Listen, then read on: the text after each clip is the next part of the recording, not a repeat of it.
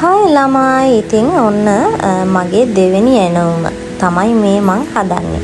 ඉතින් අපි බලමු කොහොමද හදන්නේ කියලා. ඉතින් ඇත්තටම මල් බොකිස් කරන අයට ඇත්තටම වෙනමම තෑගි දෙන්න ඕනේ ළමයි. ඒකට හේතුව තමයි ඇත්තටම අපිට ලේසි වගේ පෙනුනට ඇත්තටම ගොඩාක් මහන්සි වෙන්න ඕන දෙයක් ඒක. හේතුව පෙත්තෙන් පෙත්ත එකතු කරලා තමයි මේ විදිහට ලස්සන මල් බංච් එකක් ඔයාලට දකින්න පුළුවන් වෙන්නේ.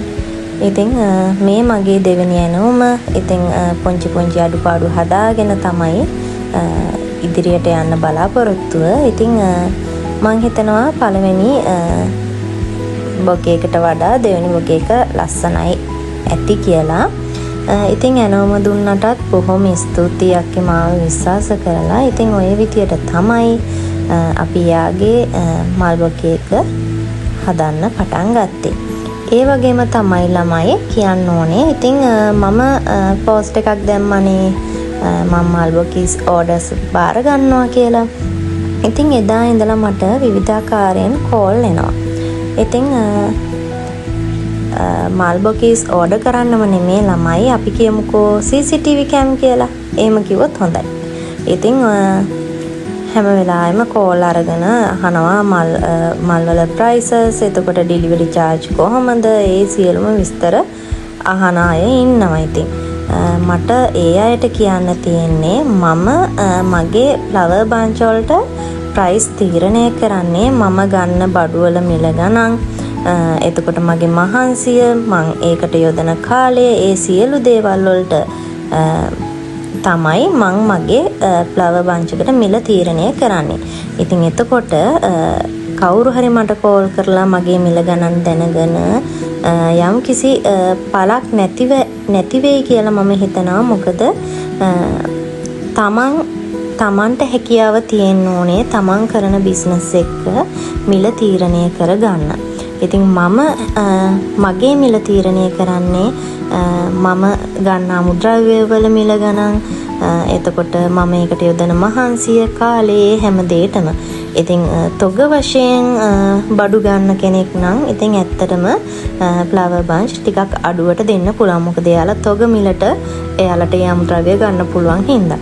ඉතින් මම මගේ බිස්නස් එක තවම පටන් ගත්තා විතරයි. ඉතින් ඒ හින්දා මම තවම මේ බඩු ගන්න කොහෙන්ද ඒ කිසි විස්තරයක් ගැන කිසිම අවබෝධයක් තවම නැහැ.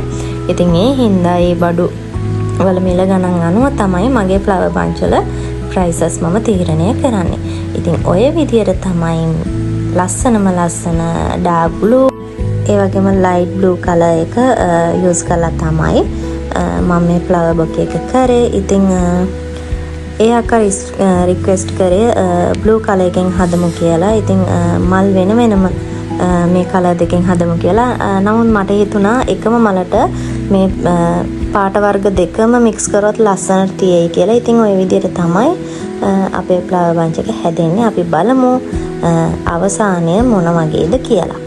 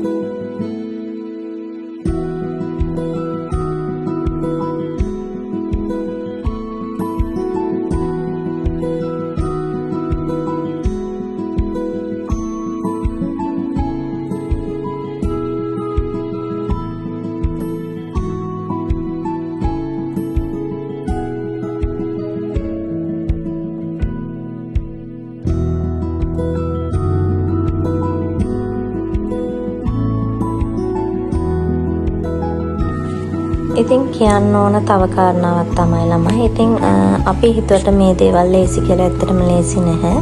ඉතින් ග්ලූ ගන්න එකෙන් මේ විදියට ග්ලූ අලවන එකත් ලේසි නැහැ. ඉතින් ඒවා අතේ ගෑවෙනවා. ඉතින් ඒ වගේ විවිධාකාර දේවල් වලට අපිට මුහුණ දෙන්න සිද්ධ වෙනවා. ඉතින් ඔය තමයි තියෙන්නේ මගේ මල. ඉතින් ඔය විදියට තමයි මලින් මල එකතු වෙලා ලස්සන ෆ්ලවර් බන්ච් එකක් විදියට හැදෙන්නේ.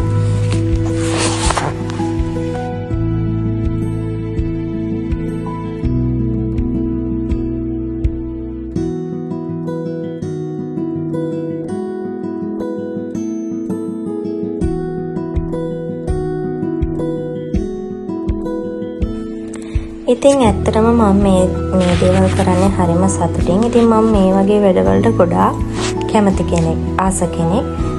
ඉතින් මේවත් එක්කම මගේ කාලය ගෙවිලා යනවා. ඉතින් මම ඒ දේවල් වලට හරිම කැමතියි. නිදහසේ මේ දේවල් කරනකොට ඇත්තටම අපිට තියෙන සියලුම දේවල් අමතක වෙලා යනවා. ඉතින් අමාරුම දේ තමයි ෆ්ලවර් බන්ච් එකක් රැපින් කරන එක. ඉතින් මමත් තාම ඒ අත්දැකීමට අලුත් කෙනෙක්. හැබැයි මම හිතනවා පළවෙනි පාරට වඩා දෙවෙනි පාර මම සාර්ථකයි කියලා. ඉතින් ওই විදියට තමයි අපි රැපින් එක කරන්න පටන් ගත්තේ. අපි මොන හරි දෙයකට ආසයි නම් අපිට මොන හරි දෙයක් කරන්න ඕනේ කියලා හිතෙනවා නම් ඇත්තටම හිත ඉන්න එපා.